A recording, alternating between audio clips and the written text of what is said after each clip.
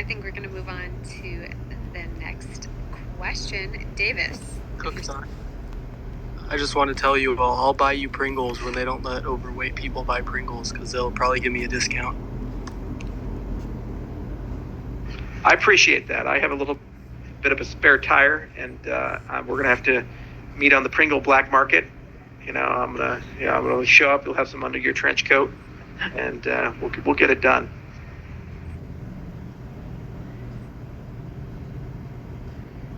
What is this Pringle business? I didn't. There's a weight limit now. What? I just caught Did you just conversation. Did you just check out for the last 20 minutes? I mean, I guess getting pretty deep. I did not get that. That went over my head.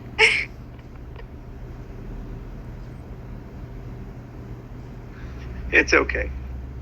Davis, if you're still there, knock knock. Yeah. Hey, Charles, I have a short positive story from Christmas Eve and then one community question. So last night I was up until around 2 a.m. playing Chrono Trigger, and then I was still on Twitter, couldn't sleep.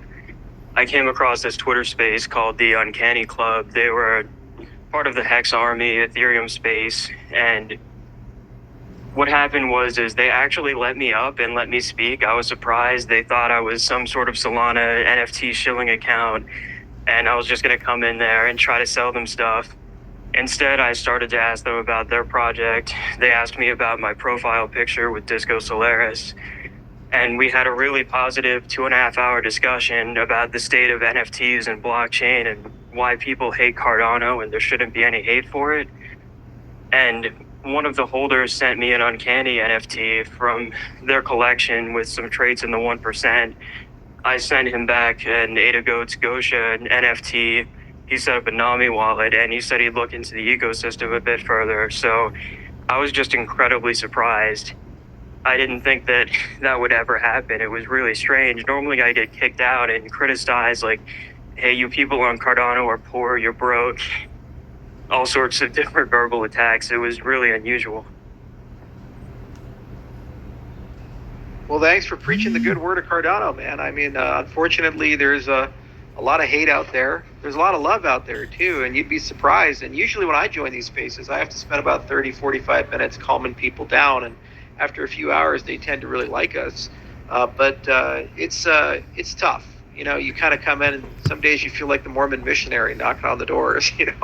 It's real difficult to be in Cardano land at times, but I think it's worth it. And actually, after the collapse of Luna and FTX, I think we got a lot more street cred than we used to, because all the people that were haters, basically they're in prison or they're broke. And all the crap that they were talking about us, it turns out they were talking about it because they were pitching their own garbage.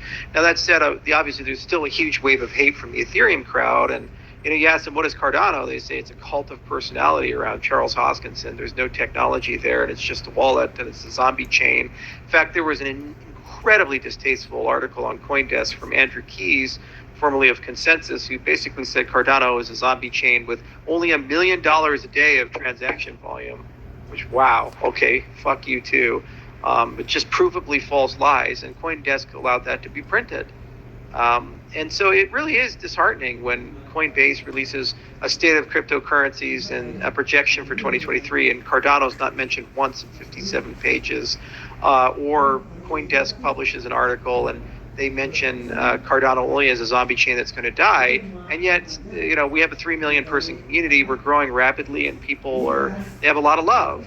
But then again, you have to understand that the majority of these people who say these things, they're bought and paid for, and they're shills of other ecosystems, or they're saying it because they're legitimately ignorant, and they just don't understand what we've accomplished and who we are.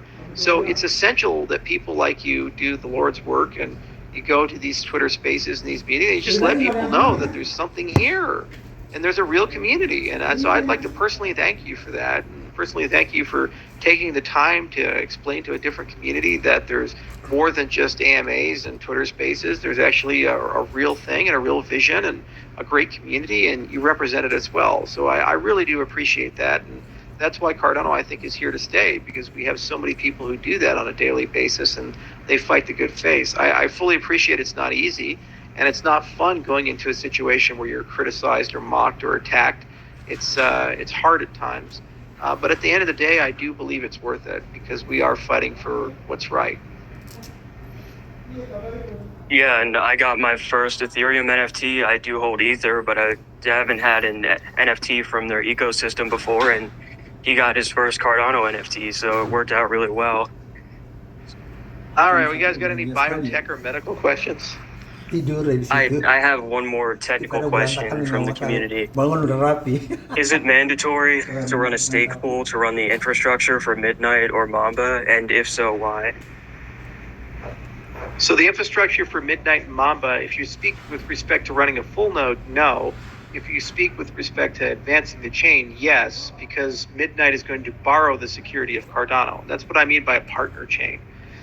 So basically Midnight doesn't have to worry of where am I going to get miners or validators or stakers, where am I going to get high security from, because it takes literally years. It took Cardano over 5 years to build this network effect, and it's very expensive and time consuming, and there's finite resources to do that. Now, if you borrow that from another network, then what you can do is actually get the best of both worlds, where number one, you start with the same level of security or relatively the same, but number two, you can use a highly optimized, high performance consensus algorithm that's basically built for speed and finality.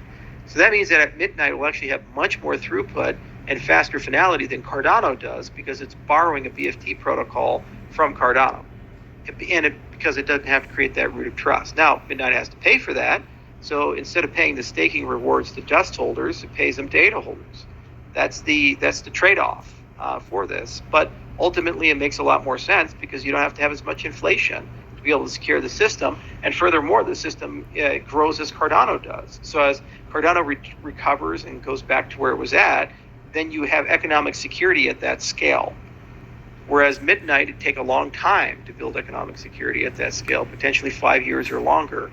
So it makes a lot more sense to do that. Also means you can launch the network from day one in a completely decentralized state, and you create a model for other sidechains to launch, which creates more network value for Cardano because you're adding more capabilities with each network. It also means that Midnight is not adversarial to Cardano. If it was another layer one, a developer would be like, oh, okay, well, do I pick Cardano or do I pick Midnight? Well, the Cardano user doesn't care if they pick Cardano or Midnight because they get value from both pools. I like to live in those sum plus worlds where by doing something on a new project, I'm benefiting Cardano. It makes a lot of sense. I could just as well create a multi-resource consensus algorithm and do proof of useful work with a proof of stake system and launch Midnight as a layer one. In fact, we explored that, and that's why we wrote Minotaur and why we wrote useful proof of work and